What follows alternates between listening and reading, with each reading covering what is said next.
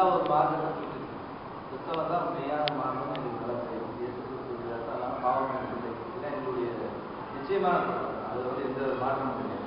இயேசு கிறிஸ்து மெய்யான தேவன் அப்படின்னு நாங்கள் சொல்றோம். அப்போ எங்களுடைய விசுவாசம் சரியானதுனால அருமையான நண்பர்கள், இஸ்லாமிய நண்பர்கள் உண்மையான மெய்யான வழிக்கு வரணும். ஏன்னா அவங்களுக்கும் வேதம் இருக்கு, தீர்க்கதரிசி நம்புறாங்க, இறைவனை நம்புறாங்க, ஒரே மார்க்கத்தை தேடி போறாங்க. ஏன்னா உண்மையான மெய்யான மார்க்கத்தை அடையணும் அப்படிங்கிறது தான் எங்களுக்கு ஒரு நீங்களும் எங்களுடைய வழிக்கு வருவீங்க அப்படிங்கிறது எங்களுக்கு ஒரு நிச்சயமான நம்பிக்கைனால கூட பேசணும்.